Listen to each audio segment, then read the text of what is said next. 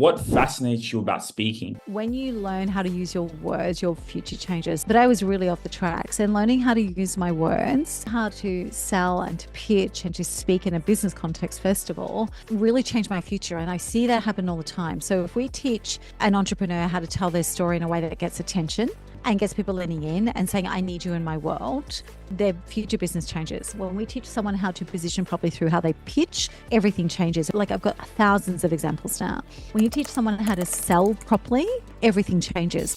I'm obsessed with a great pitch. I'm obsessed with people learning how to sell. I'm obsessed with people actually being able to tell a story in a way that has people lean in and not tune out. That became the thing that I chose to do in 2016 after I had my first major and very spectacular and very public business failure after a deal went bad with Reese Witherspoon. That was such a catastrophic public failure. I felt like I didn't have the right to go back into management roles and C-suite roles. And so I looked around for what I could do. And literally I started this journey as something I could do to train people to speak and to sell and to pitch, as something I could just do until I could get my credibility back and go back to C-suite. That was 8 years ago, and I'm still here. Hey guys, welcome back to the Rubasha Family Podcast. Now, I have a very, very special guest in the building. We have Jacqueline Brooker here, the CEO of Any Given Tuesday, the Speak More Collective. And Jacqueline, when I looked at your profile and what you're doing, I was truly, truly inspired. Especially in our audience, we have a lot of high-level CEOs. And what I loved when I saw you is you help, these entrepreneurs, these CEOs use the power of speaking to be seen, heard, remembered, and my favorite one, highly paid, because Yeah, it's important. it's extremely important, and just to have a look at what you've been able to do, holding the global destination of certified speaking professional, Australia, USA, really helping speakers refine their delivery structure and persuasive power, to really boost their profile. Over 20 years of experience. And Jacqueline, thank you so much for coming on the show and being able to deliver such value. It's my pleasure. It's absolutely, and it's my favorite thing to speak about is speaking. Mm. Powerful. So can we let's take it all the way back. Like, who are you? Like, where are you from? And how did you be able to get into this position? Yeah, look, I don't have a straightforward, and I don't think any of us actually truly have a linear journey. And so if we go right back, and I'll give you the run through version, grew up in a very small town in regional Queensland, so 2,100 people in the whole Shire. And fortunately for me, my mother had a perspective that we could choose to stay in the town, but we had to go somewhere bigger first. So we were sent away for boarding school. And that was really good for me in a lot of ways. And I was very clever, loved it, thrived in it until I didn't. So I went off the rails very quickly at the age of 15 and stayed well and truly off those rails and on the wrong side of the tracks until well into my early to mid 20s. In my mid 20s, I fell into a job when I moved to Melbourne that ultimately became my major career. So I fell into a temporary role and moved into permanent role in recruitment. In that job in the 1990s in Melbourne, I was really fortunate to learn under Andrew Banks, who some Australians will know as a major entrepreneur, one of the people, investors on Shark Tank for many, many years. And so he was the founding director, one of the co-founding directors of this business. So I learned how to sell and how to grow and how to be in business under his guidance. So he was in the office frequently. We quite often had coaching and training with him, all the consultants. It was a big business. It was thriving. And so that was a turning point for me. What was interesting was with my background, I was really clever, but had been off the rails. So I was very happy to be an executive assistant / secretary, doing really well with that and loved it. Didn't have too much more responsibility, was very good at it and loved it. But I became a single mother to my eldest son. I realized a secretary's salary wasn't going to cut it. And so I put my hand up to be a consultant because I knew they made a lot more money. Mhm. And what I didn't understand about becoming a consultant was most of your role is sales, coupled with, as a recruitment consultant, your success is dependent on being able to ask great questions and interview people and get the right people for the job. And we were working at the top end of the market. So our fee structure was typically 23%. We worked with some of the biggest brands in Australia. And so it was a really fierce learning ground. And I'll be honest, I cried for the first 6 months of that job. Every night I cried. But because I wanted to provide something for my eldest son, I kept going. And so that created the benchmark. I went back and I took over a family-owned temporary staffing business in regional Queensland, and it was really quite healthy but quite small. And I just decided that everything I'd learned in Morgan and Banks could be applied. Just because in the regions didn't mean I couldn't apply it. So eventually, my mother exited that business and handed it over to me, and I stabilized it and applied everything I'd learned. We went from 3.2 to $4.2 million in about 2 years, which in the early 2000s, we're talking 25 years ago, was very healthy. And then we went from 4.2 to $22.4 million. I sold to a stock exchange listed company. I did an exit. I delivered their 3-year net projected profit in 10 months. And so that was very much my space. And since then I've held a lot of roles: industrial relations negotiator. I was a union breaker for a while. Have done 23 enterprise agreements with 100% success rate. CEO of a traffic control company, general manager, CEO of a mining services contractor. So very big, hardcore industries. And but my success in all of them was dependent on ability to sell, ability to speak, ability to pitch, and my ability to train others to do the same. And I'm obsessed with a great pitch. I'm obsessed with people learning how to sell. I'm obsessed with people actually being able to tell a story in a way that has people lean in and not tune out. Mm, And that became the thing that I chose to do in 2016 after I had my first major and very spectacular and very public business failure after a deal went bad with Reese Witherspoon. So that I kind of came out of that feeling like I didn't have the right. That was such a catastrophic public failure. I felt like I didn't have the right to go back into management roles and C-suite roles. And so I looked around for what I could do. And literally, I started this journey as something I could do to train people to speak and to sell and to pitch, as something I could just do until I could get my credibility back and go back to C-suite. That was 8 years ago, and I'm still here. mm. And can I just ask you quickly, when you said you had worked under Andrew Banks, what were some of the things that you saw in his leadership that, either good or bad, but what were some of the qualities that you saw? Um, Look, Andrew and his co-founder Jeff Morgan, they were incredible leaders, and I'm so grateful that my first real job in my mid-20s was actually under them. And what was incredible about their leadership was there was a culture that was the same wherever you went. So it was a big business in Melbourne. There were over 300 staff on 2 floors. Sydney was bigger again. mm, Brisbane was about half the size of Melbourne. But wherever you went, the culture didn't change. And that's formidable. And all of us who went through that still call ourselves Morgies. So that was number one. I learned that excellence is the goal. So close enough was not good enough. Um, there was a training system when you became a consultant that you almost had to do like an mini MBA. It was no good to go and recruit for corporate and businesses if you didn't understand how corporate and business worked. So excellence was the benchmark. Um, it was also excellence was a benchmark, but it was also about fun. So there was a lot of fun, right? So, there was nothing for Andrew to walk through the office when he landed in Melbourne and football started being thrown and passed down the hallways with him as he walked through. So there was a lot of fun, but it was balanced with a lot of hard work. So it was that whole play hard, work hard. And people kind of go, well, that was the culture of the 90s. And maybe it was, but it's also a great culture because you lift each other up, you support each other, and the playing hard together actually means that you've always got people to lean into. So as leaders, and they didn't ask you to go anywhere they hadn't been, mm, right? There was never anywhere that they asked you to go that they hadn't been. There was never a standard they asked you to achieve that they didn't exemplify themselves. And there was both Jeff and Andrew. mm. Wow. Powerful, really powerful stuff. So, talking on your journey, yeah, what fascinates you about speaking? Like, what is it about it? And I like how you said it, with when it comes to pitching and selling and what makes a good salesperson, right? How do you get someone to, give you their money, right? Like, Yeah, what yeah. do you see in that? I just had the Jerry Maguire thing. Show me the money. Yeah.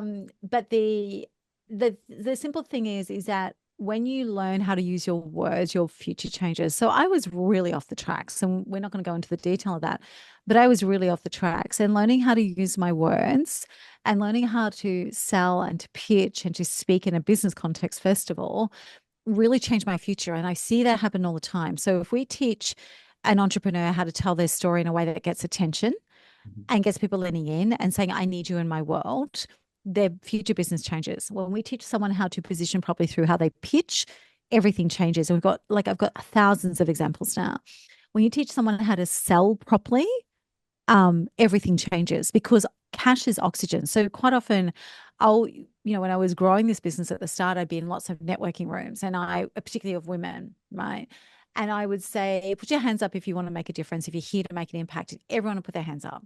And I'd say, okay, keep your hands up if you love sales. And everyone would put their hands down. And I'm like, you can't have one without the other.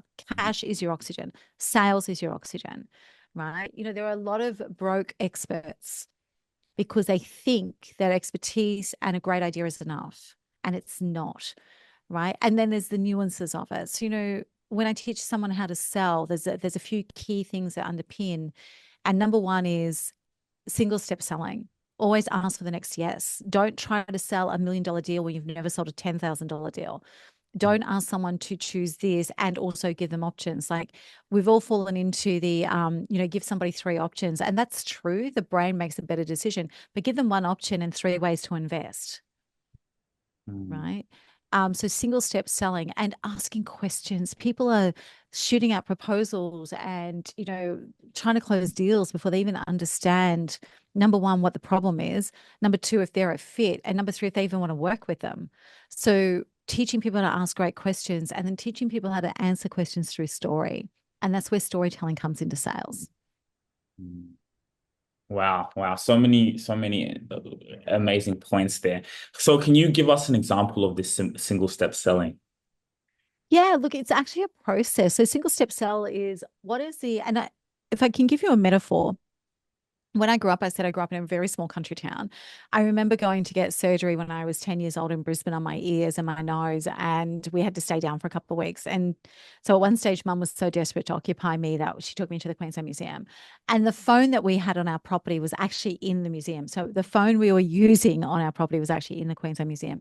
So we had contact 2 or 3 hours a day via the lady that ran the phone exchange. And that was if she didn't have too much sherry in the morning. So sometimes you go days without phone. So everything was CB radios and coming together. And every time you came together, you had worked out the next point of contact, right? And so because when you came apart, it wasn't just an SMS or a quick phone call. And so every time you came together and agreed a plan of action or agreed something or had time together, you would agree the next time you're coming together. And so this is missed in a lot of selling. So single step sales is what is the next point of contact, right? And that happens in the first stages when you're actually in the middle of the sales process and in the follow through. What is the next point of contact? And you keep in control of that. The other thing with a single step sell is what's the one thing that you should be selling them? Don't sell them everything. I mean, recently I was listening to sales calls for a new client and they were literally saying, here's the 3 options. Here's the 3 ways that we work with you and you can choose. No, they can't choose. You are the expert, especially if you're an expert or a thought leader of any description or a CEO of a professional services firm or, a project management firm or consultancy of any description. You are the expert. Ask enough questions that you can say, is it okay with you if I share what I believe will work for you? Right. So single step is just moving people to the next step and not trying to go from 0 to hero and close $1 million deal on the spot. It's like, what is the next yes I need to get? What is the next piece of permission I need to get? What is the next question I need to ask? And what is the single thing I'm going to sell them? You can drop sell, right? So you can have them say no to what you're proposing and drop sell and give them an alternative after that. But so many people, and it happened recently, even at a charity event I was going to, it was like, so you can buy the raffle ticket or you can buy the auction thing or you can do the live auction, and everybody say, well, within 5 minutes, we're given all 3 options, right? People can't make those decisions. If you give them too many decisions to make, they will make no decisions. And we have this thing about adding value, that if we're adding value, we're showing all the options, all the way we can solve their problem. That doesn't add value. That just gives them too much heavy lifting to do to say the next yes. Right. And single step selling starts right from the start. So it's asking questions and then checking for clarification. It's asking questions and then getting their answers and saying, are you okay if I share with you X? Would you be interested in knowing what we're observing across Y? So it's that incremental, what's the next step? And sometimes you can get through you might have 100 incremental steps. And sometimes you can get through all of that in one call or one meeting, but sometimes you actually need to give them time to absorb things. So it's about what's the next step to get them closer to where you want them to be. Understanding that closer to where you want them to be might be you don't want them in your world. Mm, mm. I think we often get stuck into a thing of like you want to get clients, you want to get clients, but sometimes it's like, do they align with you, right? You can get that Yeah. client, but that client can give you a nightmare, right? Yeah. I always say to people, this whole, pitching from the stage and selling from the back of the room, I Mm, don't want anyone doing that. Like, I understand the business model can be really lucrative, mm, but you don't know who's signing up at the back of the room. They're in a hype state, right? So even if you meet them at the back of the room, you're probably going to think they're okay. They're in a hype state. They're not in a normal state. They're buying, purchasing. You've got no idea who's signing the forms or doing the QR codes or tapping their credit card. You've got no idea what nightmares you're buying. mm, None whatsoever, and maybe it's because I come from heavier duty industries and professional services, but it's you need to know who you're getting into bed with. mm, And so part of the sales process is actually identifying. I ran sales training across the country for Tattersalls for the lottery franchises. mm, And one of the biggest exercises we did was stop working with idiots. So identifying who the idiots are. So you could actually ask the questions to get them to reveal themselves and allow them to exit stage right. mm. It's kind of interesting because I like it as well because it's also like in a sales call, you know, like you said, okay, I'm trying to get money from this person, but at the same time, you can be in a position of abundance in a way where it's like I'm vetting them, I'm vetting you Yeah. if I want you to pay me, right? Like it's Yeah. a powerful little tool that you're talking about. Mhm. Yeah, and it actually started in those recruitment days with Morgan and Banks because we were dealing with high level candidates most of the time, and so it was very much about training them or getting them into the mindset that it wasn't just you were being interviewed for a job, you were interviewing the company to see if it was your right next move. Right. So Mm, it's been seeded into me since I was in my mid 20s, which is 25, 27 years ago now, right? It's mm, been like our candidates always had to make the right career move. So it was never just, oh, you're going for a job and hopefully they'll like you. It's like you need to make sure that this is the right move for you for your career, mhm. right? It's the same in business, and we forget that. And I like this because this is so good. And like you said, cash is the oxygen. Like everyone needs sales. And like I'll be honest, even like my journey as a CEO, dealing with our high level CEO clients, I'm a creative, right? Like I just Yeah. love what I do. And the passion also really works well and it helps well when I'm just communicating what I do. But sales is an important part of the business. And a lot of creatives, they don't really kind of like the sales. Like even a No. little with me, it's like I can do the sales because I love talking, and then that carries out well in a conversation. And podcasting has helped in that, I believe, so much because it's about listening and about applying all these skills. But you got to apply sales in an effective way. I want to ask you in a scenario, how do you deal with like, let's say, someone who talks too much in a sale, and you're trying to kind of, okay, look, we can do this and we can help you this. How do you deal with someone who's like talking too much? So you're wondering the value in being a podcast guest. Think about it. You want to build your personal brand. Is it important as ever? And coming on this show allows you to do just that. You're able to leverage our audience, but not only that, you're able to leverage the content from this podcast as you clock up the hours someone spends with you. The longer time someone spends listening to your story, your solutions in the marketplace allows you to do something special. It allows you to build a community and build a brand. You can leverage the community here, but you can also leverage the content from this show to be able to use where? On LinkedIn. LinkedIn is where you're going to shine. LinkedIn is where you're going to generate leads. So whoever you are, you want to come and tell your story. You want to be able to come in and be a guest that allows you to build your brand. Link in the description. We'll get in touch. So join our waiting list to feature on the Rubasha Family Podcast. Yeah, so really interesting points. So I call it the interrupt and ask, Mhm. right? So it's like just keep listening for a point where you can go, wow, that's amazing. Can I ask you about that? And get control of the conversation back. Okay. Uh-huh. Right. Mhm. And there's a really great scenario played out. I did some national sales training for a company, and I went round all states, and then 6 months later we went again. And the guy said, he said, I so used that. He said, they were out in far west Queensland. He was trapped in the guy's car, potential franchise owner, and couldn't get away from him. And the guy was like literally running conversations, like talking about the difference in camel humps and all this sort of stuff. And he said, I was literally lost control. And he said, and when he said the camel humps, and he was talking about it, he said, I actually remembered you saying interrupt. And I said, that's really interesting. Do you like 3 humps or 2? And the guy's like, you don't get 3 humps, you get 2 or 1. He said, suddenly I had control back. Mhm. right? So we think when people are running away that we have to come in with something that pulls them back, right? Like, I can do this. Can we get back on track? It's like, oh my goodness, that's so interesting. Can I ask you more about that? You ask a single question that has a yes or no answer, Mhm. and then you can ask another question that gets them back into the conversation. You can't do it by directing them. You Mhm. have to interrupt and ask to get their attention. It's like a attention, like you're getting their attention back. Mm. Wow. Yeah. Yeah. Okay. That's a really good one. Yeah, because I've been in those scenarios, and to be honest, like when in a sales conversation, I actually like to let the other person talk. Like I like A to just hundred no, percent. just let them go. And Let actually, them go. yeah, yeah. And they actually, because when you just let them talk and it's so crazy because like when I truly think about it, like every sales is kind of like a podcast conversation. Like a lot of people in the podcast world, it's like you interrupt your guest or you let people talk. And in a sales, when you let someone talk, they see you differently. So like, wow, like people want to be heard.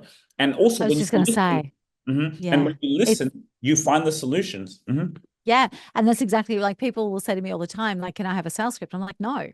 Get really good at asking questions and then just letting people go, because you'll hear in that what it is that they're actually looking for. You'll hear their desires, you'll hear their successes, you'll hear all of that, right? Yes, you have to get it back on track, and especially if you're time bound. But if you're willing just to shut up and listen and know how to ask really good questions, you don't need a sales script. You need to understand questions that draw people out, Mm. right? Because the most important thing in any conversation is being heard. Like, even when we're teaching people how to speak from stage, you should have people coming up and saying to you, it's like you were speaking directly to me. Mm. How do you know my world? I feel like you're looking in my windows. Wow, when you talked about that, it reminded me of this. Like, Mm. they need to, even if you're in a room of 1,000, people should come up to you as if you had a personal conversation with them. And what that means is, in your story, they felt heard. Mm. Mm. I like that. Mm. That's so true. That's really powerful. So on that, what is a good pitch to you? A pitch is so good that even if I have no need for your service, I know you're the number one person that I'll come back to if I ever do. That's a good pitch. A lot of people think that a pitch is all about landing the deal, and it's important, but it's also important that if people are in a room where you're doing a pitch, for example, or you're being pitched to, that you are so good that even if I've never had a reason for your to use your service before, I'm like, if I ever do, you're exactly who I'm coming to. And what that turns people into as well is raving, referring fans. And what I mean by that is, like, I'll walk away going, and it happens because I do a lot of pitch coaching, going, wow, I don't need that thing, but you're lodged in my mind now. I understand what you do and why I should trust you. And so I'll refer other people to you, even though I may never use you again, right? Or I might never use you personally. And so, and a great pitch. So we do a lot of pitch coaching for startup incubators and creative and industry demo days and things like that. And a great pitch has great story, great numbers, and a compelling reason to do something more, right? And we form our pitches up in our world through what we call the triple P triangle. And so we need to be able to articulate equal importance: a problem, a promise, and a process. Most people can identify a problem. Most people can tell you what their solution is, but they can't actually give you a promise. And the promise is not my 100% money back guarantee. The promise is, what does this world look like when this is done successfully? What changes your life when we do this thing together? What what is the differences that you're going to notice when this thing is done? So I quite often say to people, take yourself to the minute after you've completed and handed it over. What is your client or your customer noticing at that point? That's the promise. The promise is not the solution. The promise is, what is the world, what's different in the world in a good way when this thing is done. So the problem, the promise, and the process. And the process is how you move people from problem to promise. And if you can't articulate those three, you're not well formed enough yet to be able to actually sell predictably. Mhm. Yeah. And the big thing with a pitch is every great pitch is rewarded with even greater questions. And you think, I referenced Andrew Banks being on Shark Tank. Most pitches on Shark Tank don't fall over in the pitch. They fall over when the panel starts asking questions, Why? because people are so concentrated on their 2 minutes or 3 minutes or whatever they've got to get across the board. They actually haven't actually made sure that they're fully prepped. So they don't know their numbers. They don't know their predictions. They haven't actually grounded their stuff in research. They don't actually understand their customer journey. They don't know their market segment. One of the best pieces of advice I was given was I was sitting down with Philip DeBella, who's a coffee baron in Queensland. And this is years ago. And he just sold his coffee business for, it was in the 80 millions, 85 million or something. And so, like, you could be having coffee with him and he would literally just have people stop at the table and try and pitch him cold. And he also got a lot of approaches via email. I remember saying to him, how do you know which ones to look a bit further at? And he said, it doesn't matter their spreadsheets, their projections, their business case, all of the pretty stuff that comes with it. He said, I'm only interested in reading that if they can answer one question. I said, what's that? And he said, can they tell me where their next customer is coming from or where they'll find their next customer? Because if they don't know that, he said they might have projections for 10,000 customers, but they can't tell me where they're going to find their next customer. I'm not interested. So many people get caught up in the big vision and the big outcomes and the big impact and the big possibility, but they actually don't know where their next customer is coming from. And I'll tell you right now, most of my private coaching clients, that's exactly their issue. They've got no predictability. They don't know. They know who they work for and who their customer is, but they don't know how to predictably land them. So how does one know where the next customer is coming from? So, and I'll give you an example, like let's say me, right? Networking event, boom, I can get a client like that. Obviously, the personal branding is a massive, like inbound lead for us, things Yeah. like that, which is huge, LinkedIn. But sometimes it is unpredictable, right? Like, Yeah. you get a client from any. So how does someone know where the next customer is coming from? Because that is a fantastic point. So the way that I always look at this is, so at one stage, the previous husband and I owned real estate businesses, and so fun fact, we used to flip businesses on the side. So it wasn't just my career; we also had all of these things we flipped on the side. And one of the things he said in this real estate business from day one was, you can't sell a secret, you can't sell a secret, you can't sell a secret. And most people are not doing the activity for inbound leads to come from. Now, you can go, there's two sides to this. You have to have visibility into a market who will pay you for what you do, right? But when you've got that visibility, so for example, your problem promise process, Mhm. right? So you've got to know that, but you've got to be visible in the right market. I remember onboarding with with a coach about 18 months ago. And the first thing she said to me was, you're not visible enough. We can't do any of the strategies we normally use. You have to go and get visible first, then we can do the things. And I had a pretty healthy business for a coaching business at that stage, right? So you have to be in motion. And you won't necessarily, when you said like it feels random, absolutely, but you're in motion, right? And too many people think planning the activity is being in motion. You actually have to be in motion. Um, I have a deep faith, and part of it is God will meet you. God will provide whatever you want, but you have to meet him halfway. You have to be already in motion for him to be able to bring to you what it is that he can. So you have to be in motion. So when you say, I'm networking, I'm doing the podcast, I'm doing this, and I'm doing that, that's all visible to your market. They get to trust you and to know you. There's a thing called Zemage. You would know about this, right? Now it's now like 17 or 19 touch points Mhm. before someone will buy from you, Mhm. right? So you have to be visible and in motion in the right ways, in the right places. And Mhm. that will, after time, tell you where you're going to get your next customer from. But if you're at the stage where people are pitching you to get investment, you should know where your customers are coming from, your primary channels and all that sort of stuff, right? You can't just pitch investment on a good idea. And that was Phil's point. Mhm. The other thing is that you also need to, we have a process with people, stop neglecting who you already have, right? So we have a process called the cash behind the data couch. Most people have databases, most people have phones. Like most of us now don't change our phone numbers when we change our phones. I've got contacts in here from the last 20 years, right? When was the last time you scrolled your phone to remind yourself of who's in your phone rather than just searching a name? Mhm. Right? Everybody has cash in their database and cash in their phone. Everybody, right? But we're so busy hunting down the next lead gen activity that we don't do it. So that business that I talked about, we grew from 4.2 million to 22.4 million. One of the things that people don't never ask me about is 80% of that growth was organic. So what I mean by that is 80% of the growth from 4.2 to 22.4 million was inside the clients we already had. Right? So we have strategies around identifying that, but most people are so busy chasing new. And the metaphor here is health insurance. They always give the great benefits to the new signups, and they never look after their existing. So there's the existing and there's also the new, but you've got to be in motion and you've got to be visible. Mm-hmm. I love that so much. It resonates with me on two notes because, like I always say, like your best customers are the clients that you already have. They're already paying Yeah. you. You don't need to Yeah. go and like they already trust you, right? And that's why, like, Yes. I link this back to personal branding and why I say it's so important to have a personal brand for you to do this is because not just the outside, but it's nurturing the people who are already paying you, right? So what do I mean by 100%. that? Your clients, they follow you on social media. So if, like I always say, my clients, when every time they come on the phone, who do they see? They see me. They see me, they see me. Yeah.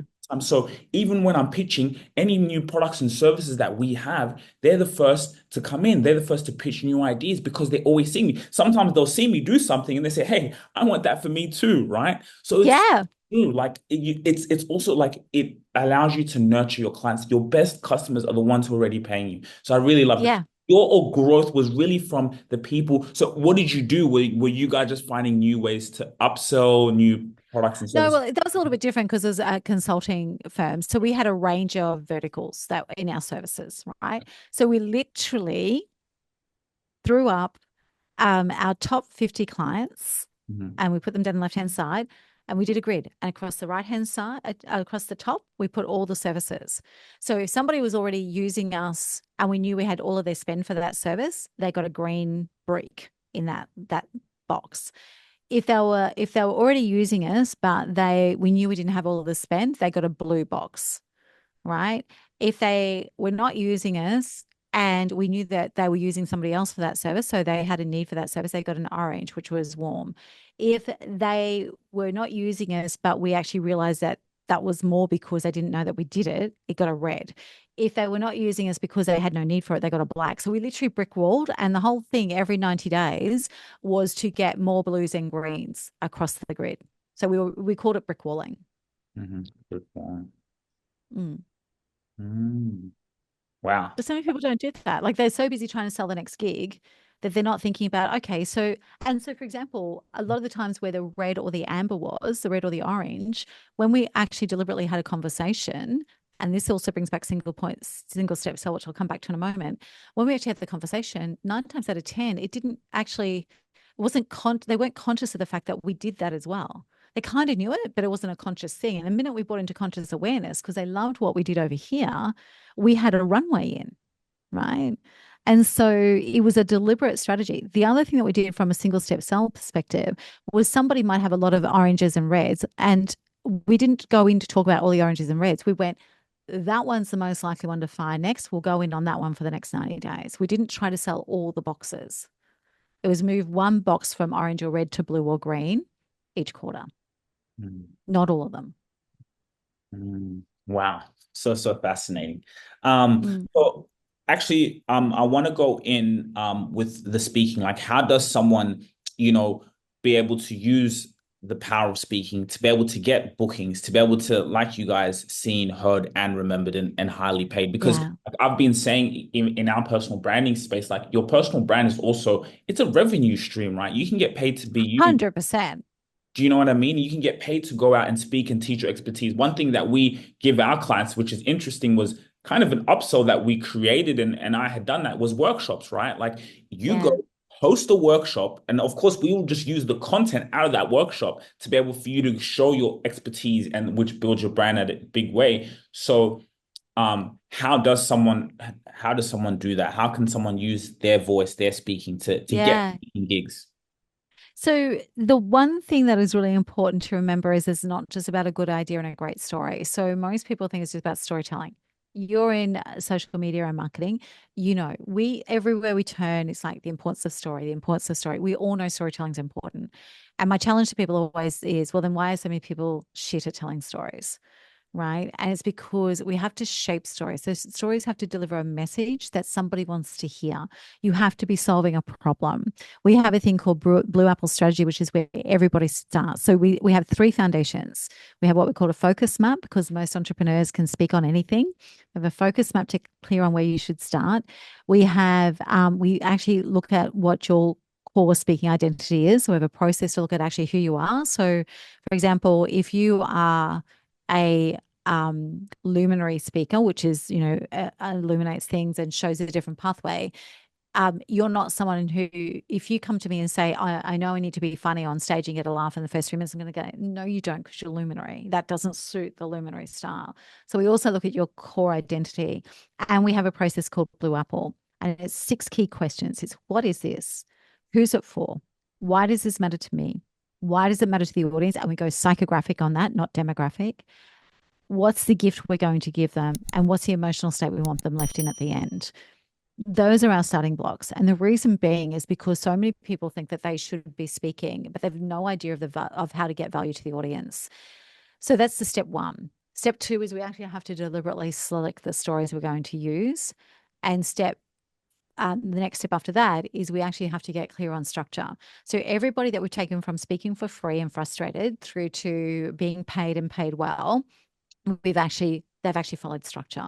So structure is not about you can tell where you're taking it. Structure is a deliberate movement of people from where they are now to where you want them to be, to where they never expected to be. And you can't do that speaking off the cuff. So number one is it's an investment. I remember one of our programs we ran late last year that finished in March this year. One of the feedback videos was, I cannot believe that I didn't know before how important every word is. Right. So every word can connect you or disconnect you from somebody in the audience. Every single word, every single sentence. So how do people get started? They actually get serious is actually my thing. Take it seriously. The first time I spoke, I refused to speak. I was from the wrong side of the tracks with a bad history. I didn't want to speak in public. And there was a time when I was 29 when I had to. And I knocked it out of the park, mainly because it was a leadership event. I had Andrew and Jeff, two full stories on, right? And then I was like the shy, quiet teenager who discovered crack cocaine. I went from never speaking, refusing to speak, to I'd speak for anyone, anywhere, anything, on any time. Just give me a mic and a breathing person in front of me. What I realized after about 18 months, though, was that everybody loved hearing me speak. Everyone looked forward to when I was going to be speaking. No one could tell me what I spoke about. So the remembered bit is actually, if you want to be paid, you've got to be remembered. Right? You've got to be memorable.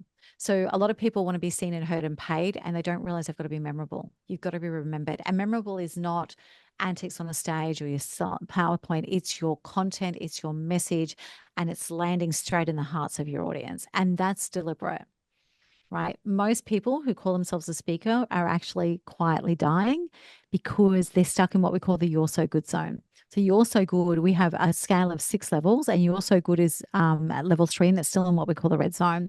It's the most dangerous place to be, because when you speak, you hear people say, oh my God, you're so good, you're so amazing, the world needs your work, the world needs to hear your story, it's incredible, everyone needs this, everyone needs to hear you, you're so good, you're so good, you're so good, you're so brave, you're so great, you're so good, you're so good. That's all about you. You need people coming up to you and saying what I said before. It's like you look in my windows. How do you know my world? When you spoke about that, I realized I could do this. When you spoke about this, I remembered that. I actually think I can go and do something now, right? So you want to elicit an emotional response in them that they feel compelled to tell you about, right? So you have to get really deliberately focused on the audience. Your podcast is all about your audience, right? There's so many people getting on stage to speak is because they have a need to be heard. But your need when you get on a stage, if you want to be remembered and paid, is a need to serve. You have to replace the need to be heard with the need to serve. Powerful. And you have to give. You have to give, right? Not just a raw story and a hero's journey. I mean, most people forget the whole point of a hero's journey is the hero comes back with the elixir to share, with the wisdom and the insights. Most people think a hero's journey is life was great, life was shit, and life was great again, right? That's not a hero's journey. A hero's journey returns with the wisdom and the insights to share. That's what you give. If you are purely a lived experience speaker, please give me some insights and some wisdom. Don't just tell me your story. Sorry, don't just tell me your story. Okay. right? Mm, Um, give me the wisdom and the insights. You've got to be in service to your audience. And if you're not, get off the stage until you've done enough work that you can be. mhm. Yeah. Yeah. I think you just hit the nail on the head. And that's one of the most important things that you said. You see, even when I looked, I loved the motto, heard, remembered, and paid. Of course, I looked at paid, and of course, like, yes, we want to be paid for what we do, but that remembered part is the circle, right? How can I be remembered? How can when people leave that building, that person inspired me? And sometimes I'll get that in person where you can feel that energy where someone you put a dent into someone's mind to really Yeah, be remembered, but it comes from service. It comes from thinking of them, and that is extremely, 100%. and one thing Yeah, I seen, I'd go to places, right, and presentations, people doing presentations of their business things, and I'd see it, and it's cool, and it's always about their business. Yes, they're solving problems in the marketplace, but when I got the chance to do a presentation, I did it differently, and I seen this from another speaker, I like Gary V. He, it's in a similar yeah, space. yeah, And what I had done was, it was like, okay, I'm just going to tell you who I am and like why I'm here. But then I just opened it up for questions. Ask me questions. This yeah, is about me. This, and when I did that, that's when it changed because now everyone was engaged compared to what I had seen where people were just like listening and the person just talking. It's like you open it up for questions. And now through the questions, they resonate with you and they connect you. But it's yeah. so powerful what you're saying there. I think, how can you be remembered? Yeah. And it's a bit that people miss. So that six layers we were talking about before, the top layer of that is the trifecta. And the trifecta is every time you speak, three things happen. So either you are referred to another gig, you're rebooked, referred, and you pick up a gig from someone in the audience. So three significant speaking events if you're a professional speaker. If you're speaking to drive business growth, then there are three things that happen. So you might pick up another speaking gig that's paid. You might pick up a great client. You might get an appointment to an advisory board, but there are three significant things that happen every time you speak. And that's the benchmark. The thing is, you can't get those three significant things happening every time you speak if you're not in service and you're not memorable and you're not really giving. So we have to share and we have to teach. We have to share. And you did the teaching through the questions, right? So we have to share story to connect, which is what you did to start with. And Mm, then you have to teach. And so whether or not you're presenting or you've got an open forum where you're facilitating, you have to tell story only. Because what people don't realize with stories, we don't tell stories because we love them. So we tell stories because the only reason we're telling stories from a platform or a stage is to create trust and connection with the audience. That's it. The stories are not about you. So even when it's your story, the mm, stories are not about you. The mm, story is to create trust and connection. You do that for the first 25 to 35% of any presentation, pure story. You don't pull up to give the insights and the wisdom and share that and make sense. You give pure stories. Then you, which is what you did with, I'm going to open up the floor, then you create something that we call an attention snap. And there's different ways of doing it. And then you go into teaching. You mm, only go into teaching and sharing wisdom and sharing insights and sense making when you've actually spent enough time creating trust and connection. mm, And most people go straight into sense making and try and tell the audience how they should feel. mm, mm. Amazing, amazing. Mm. Can you talk to us a little bit about your journey with the podcast? You are a podcast host. I did forget to mention that at the start, and what Yeah. made you wanna get into podcasting? Because someone like yourself, such experience doing what you're doing. You love what you're doing. Why the podcast? And what's your vision? Yeah, so there's a couple of things that happened in the podcasting journey. So I had one to start with, which was called Raise 1000 Voices, and it ran out of steam, as in I ran out of steam. So it's still on the platform. It's 24 episodes. We changed it to being a limited series because it didn't have my heart. And that show, as you know, you've got to have heart for this, right?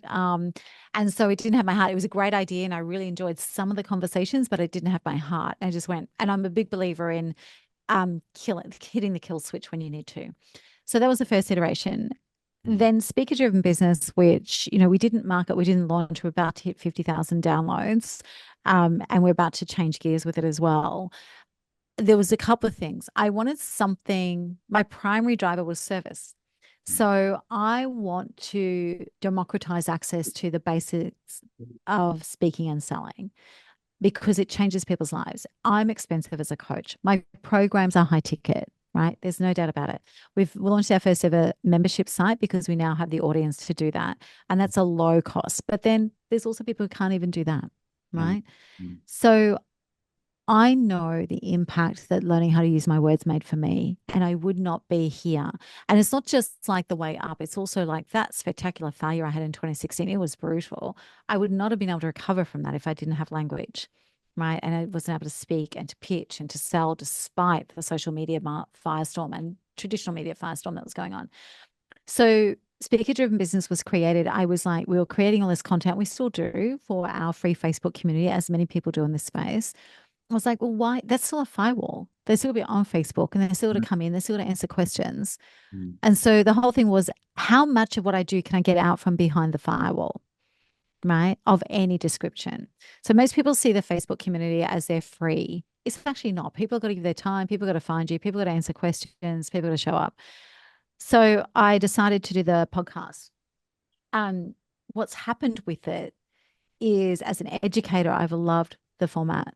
We get messages almost every day of the week now from someone stumbling across it who are grateful for the way that we actually teach on it. Like I actually teach on it.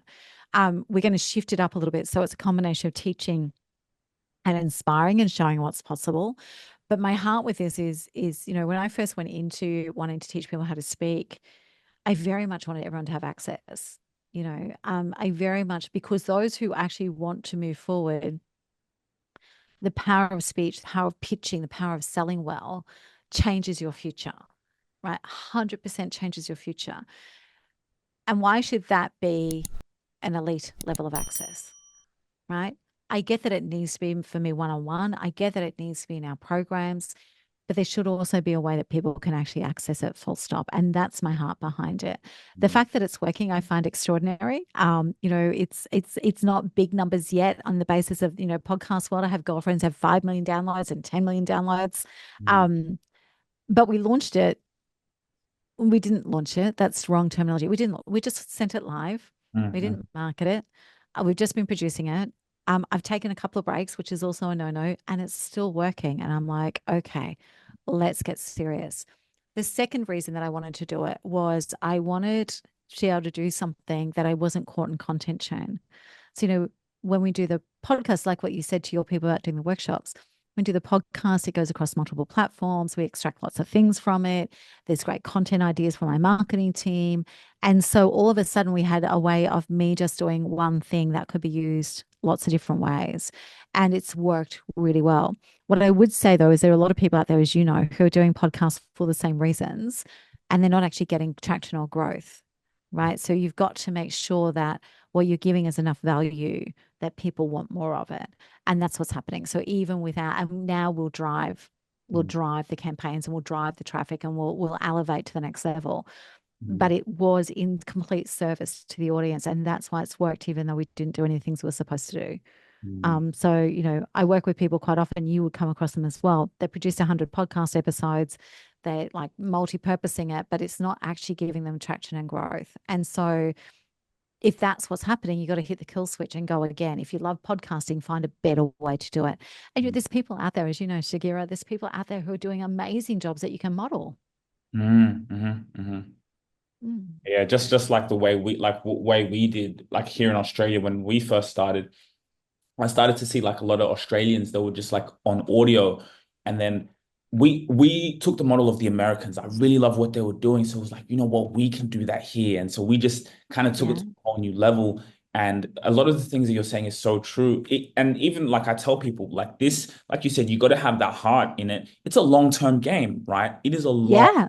term game. Like your podcast is a media company. And when you think of it like that, that also hit a switch in my mind as well. I started to see, this is not just a podcast. This is a media company, right? And so you Yeah. think media company 50, 40, 60 year game, but it's so powerful, like you said, when you can just have the distribution to show people who you are and how like speaking is such a passionate, it's an emotional thing, like pitching and entrepreneurs wanting to do better, like the sky is the limit for you guys. Yeah. And I Yeah. can see it, and that's why like I wanted to speak to you on the show. I wanted to reach out to you because I could see that.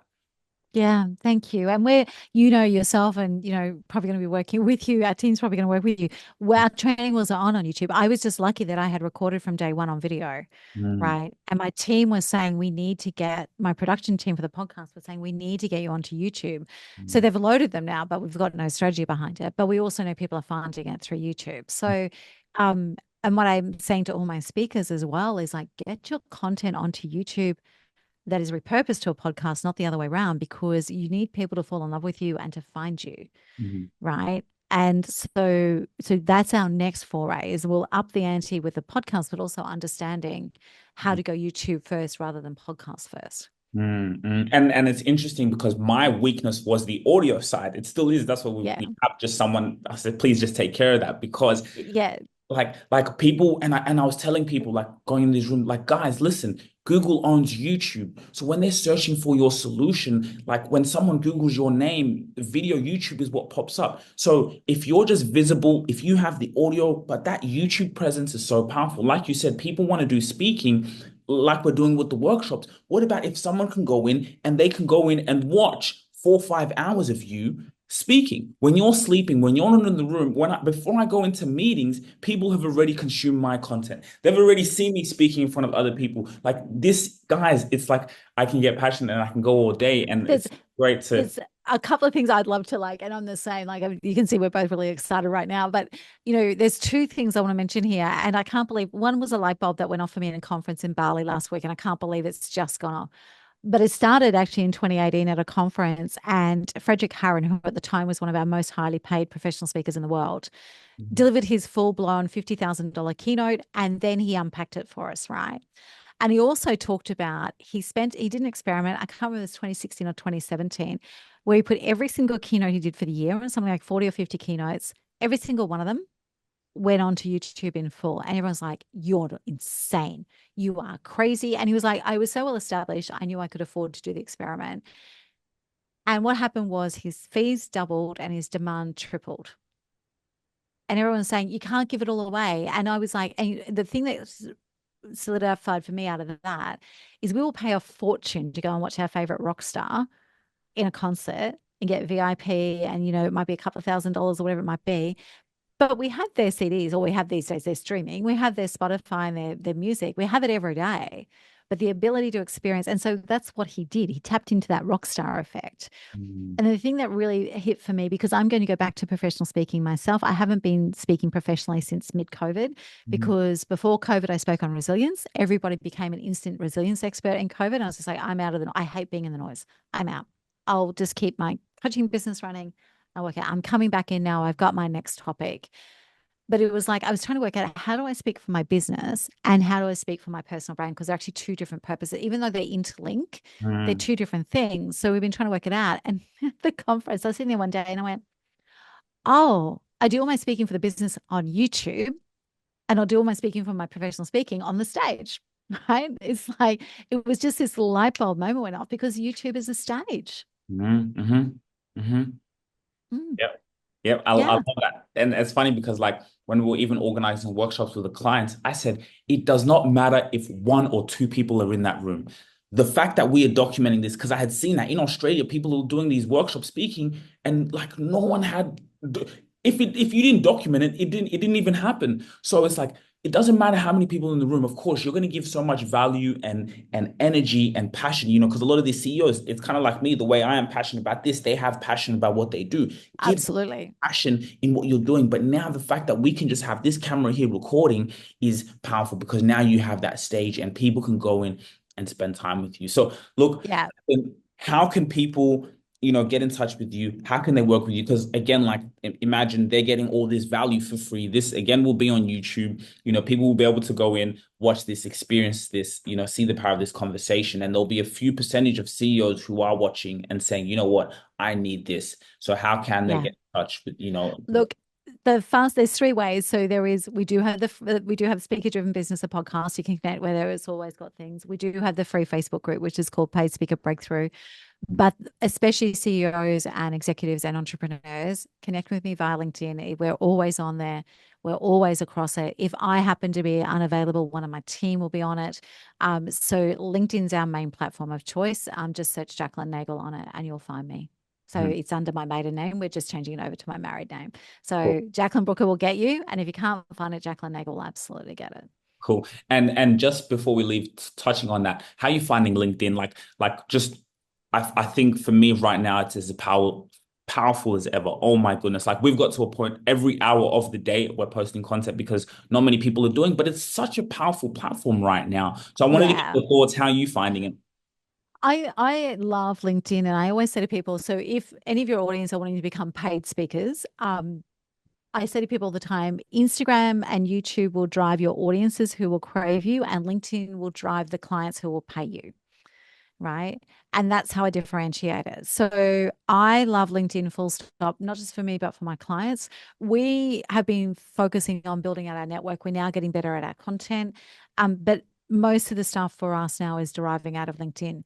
The powerful pattern for us is actually if someone finds our podcast, binges our podcast, connect with us on LinkedIn, they end up as a client and it's fast. It can happen within a week, right? So Mhm. it's straight through. So that pathway is straight through. So I find LinkedIn really powerful for a number of reasons. We're still underutilizing it, but now we've built out a team that will actually really up the ante. Mhm. And to be very honest, moving forward, will be YouTube, podcast, LinkedIn will be our key strategy.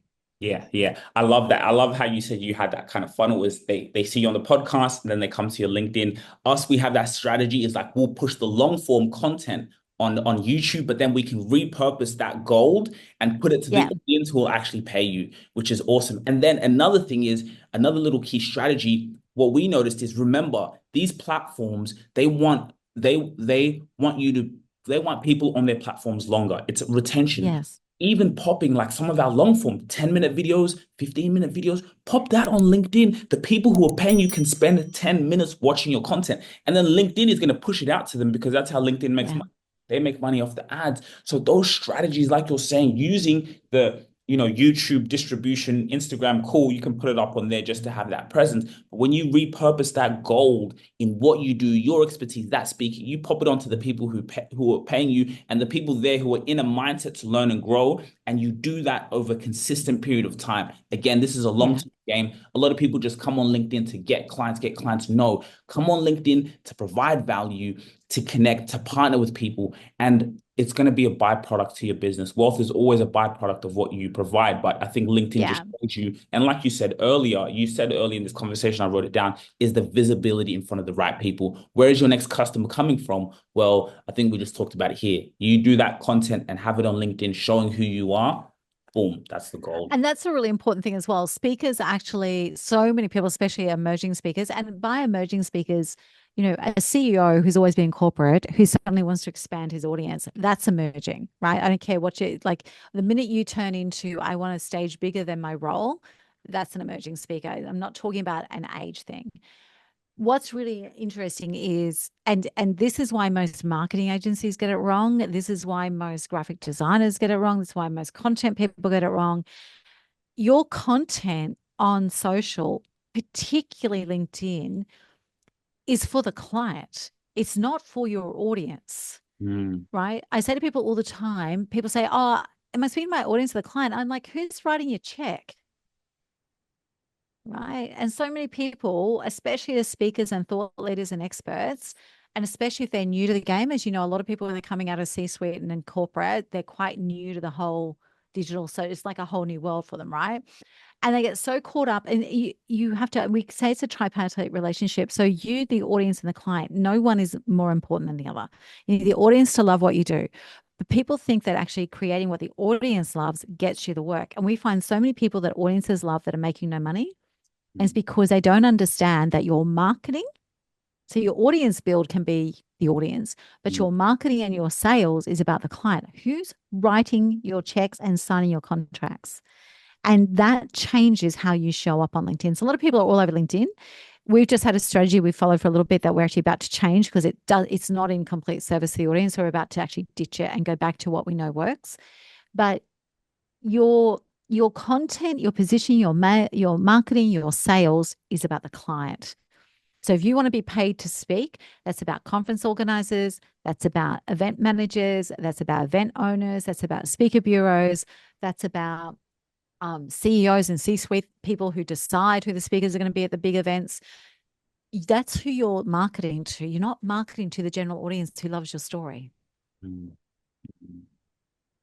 And when you know who you're marketing to, you speak their language, you directly target them. Like you said, everyone else can enjoy it. Yes, you enjoy it. If you get value from it and take those tips and strategies, great, good on you. But I'm speaking to this direct person, and you target Yeah. them, speak their language, and they'll be, even going and And saying, that's do a speaker bureau, like speaking directly to them. Yeah. And that's one of the reasons why, as that light bulb I had, because to market as a speaking coach and trainer, that's one type of client. To market as a professional speaker, that's a different type of client.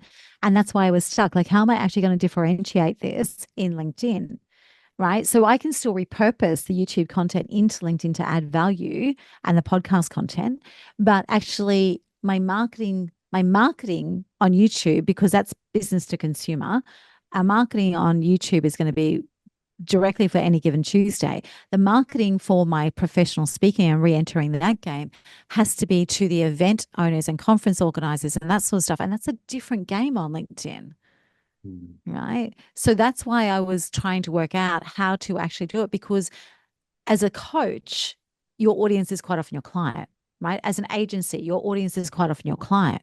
As a speaker, facilitator, workshop deliverer, whatever it might be, your audience is usually not your client. Your client is the person writing the check. Your audience is the people filling the room, mm, mm, right? So it's different for professional speakers, and it's different for people who want to cross over from being an expert in a role to being paid to speak, mm. right? And so that's one of the key distinctions that most people miss when it comes to this.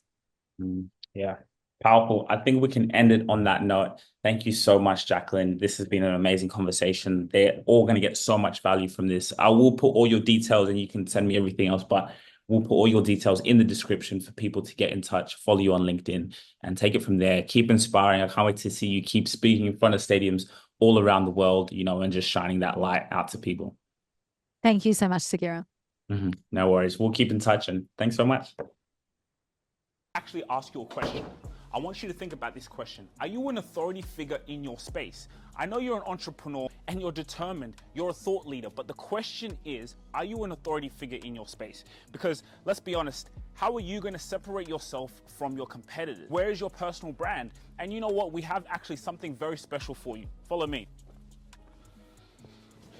You see, we have a scorecard, right? So you can actually evaluate if you're an authority figure in your space, because at the end of the day, when you separate yourself from your competitors. That is where opportunities come to you because your brand is strong. You have brand equity. So for you to actually see how long away you are from that, or if you're close there, the link in the description, you can fill out a scorecard. And this scorecard is amazing because it lets us know and see where you are.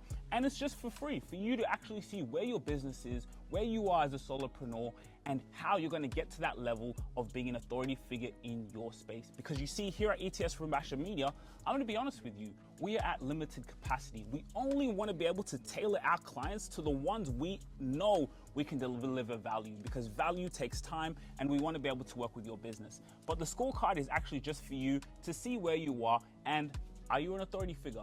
Think about it, and we'll see you. Link in the description.